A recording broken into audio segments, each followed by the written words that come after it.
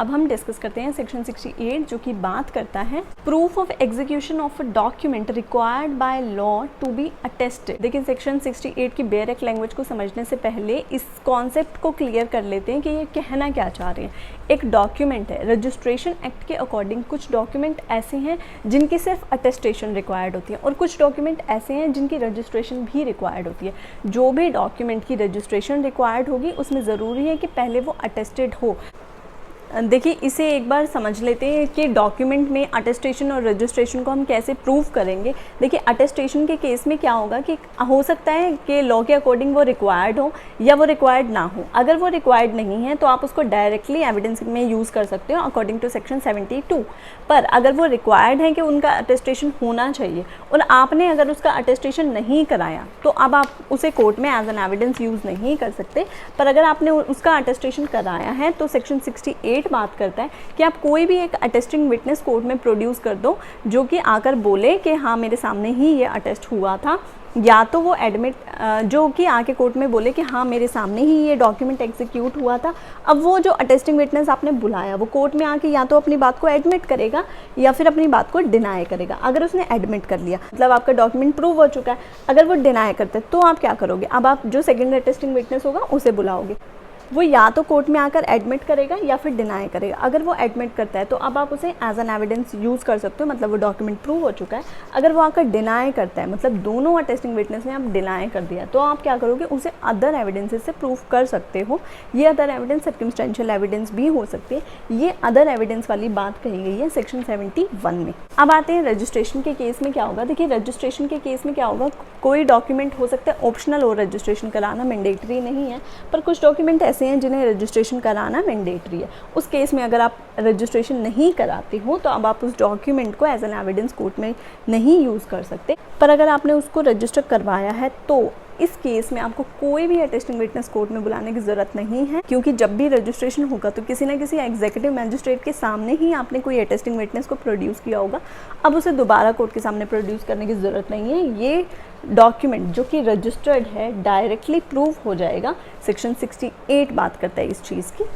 इसी के साथ ही हम आते हैं कि जो हम यहाँ अटेस्टेशन वाले केस में अटेस्टिंग विटनेस की बात कर रहे थे जिन्हें हमें कोर्ट में बुलाना है उस डॉक्यूमेंट को प्रूव करने के लिए, अगर वो मिलते ही नहीं हैं, गुम हो जाते हैं, उनकी डेथ हो जाती है या वो कोर्ट की प्रोसेस से बाहर हो गए हैं या वो इनकेपेबल हो गए हैं, तो इस केस में अब आप क्या करोगे, आप उस डॉक्यूमेंट पे जिस पर्सन के साइन हैं, एग्जीक्यूटर के या अटेस्टिंग विटनेस के, उनकी हैंड राइटिंग प्रूव करोगे, उनके सिग्नेचर प्रूव करोगे। ये कहता है सेक्शन 69। ये जो रजिस्ट्रेशन वाला कॉन्सेप्ट था कि अगर आपने उसे रजिस्टर कराया तो अब कोई भी अटेस्टिंग विटनेस बुलाने की ज़रूरत नहीं है। ये कॉन्सेप्ट आपका विल पे अप्लाई नहीं होगा, क्योंकि विल एक ऐसा डॉक्यूमेंट है जो कि कभी भी रजिस्टर करवाया जा सकता है। अगर विल रजिस्टर्ड भी है तब भी उस विल को प्रूव करने के लिए आपको कोर्ट में एक अटेस्टिंग विटनेस बुलाना पड़ेगा।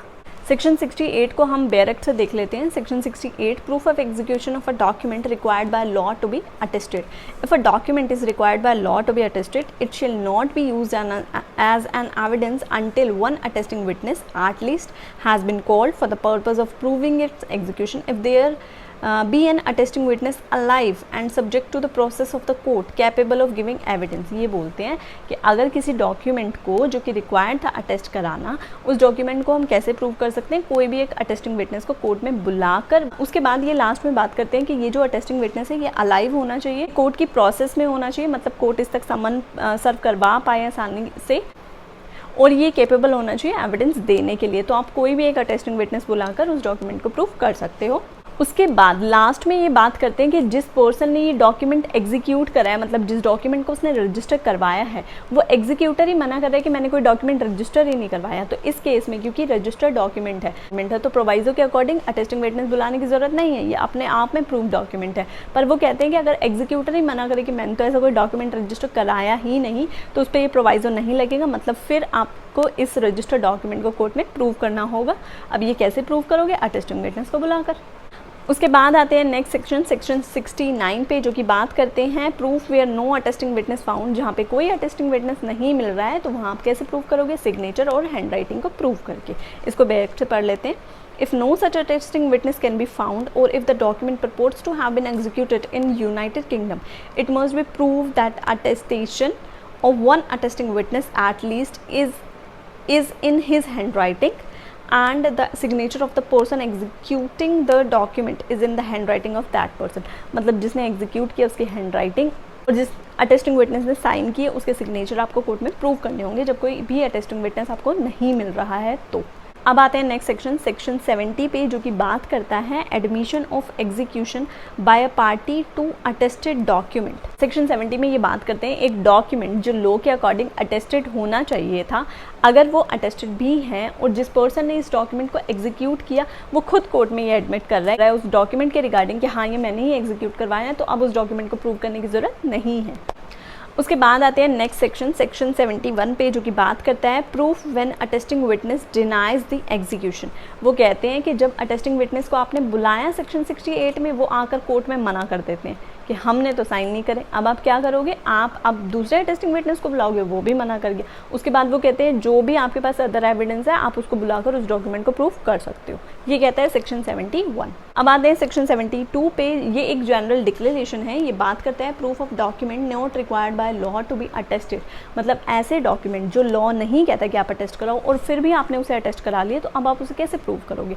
तो ये कहते हैं अगर आपने उसे अटेस्ट भी करा लिया तो भी वो डॉक्यूमेंट ऐसे ही प्रूव होंगे जैसे कि वो अटेस्टेड नहीं है। उसके बाद आते हैं हम नेक्स्ट सेक्शन 73 पे, जो कि बात करता है कंपैरिजन ऑफ सिग्नेचर राइटिंग और seal with other admitted or proved. Section 73 में बात की गई है कि कोई डॉक्यूमेंट के ऊपर किसी पर्सन की सिग्नेचर है या उसकी हैंडराइटिंग है, अब वो कोर्ट में डिनाई कर रहा है कि ये उसकी नहीं है और कोर्ट को ये असरटेनमेंट चाहिए कि ये इसी की है, तो कोर्ट क्या करेगी, उसके वो सिग्नेचर को किसी और डॉक्यूमेंट से जहाँ पे कि उसके सिग्नेचर प्रूव हो चुके हैं उससे कंपेयर कर सकती है, या फिर कोर्ट उसे बोल सकती है कि आप मेरे सामने साइन करो, उसे ब्लैंक पेपर पर साइन करके या उसकी हैंडराइटिंग में कुछ लिखवा कर उस डॉक्यूमेंट को जो डॉक्यूमेंट डिस्प्यूट में है उससे कंपेयर करके देख सकती है कि साइन इसके हैं या नहीं।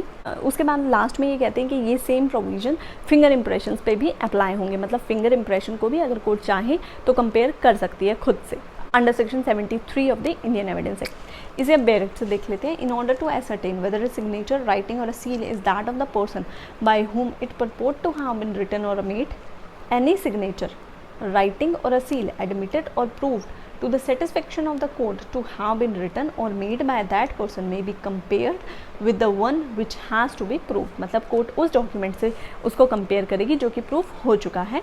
although the signature writing or seal has not been produced or proved for any other purpose, the court may direct any person present in the court to write any words, figures or a purpose of for the purpose of enabling the court to compare the words or a figure so as to written with any words or a figure alleged to have been written by such person.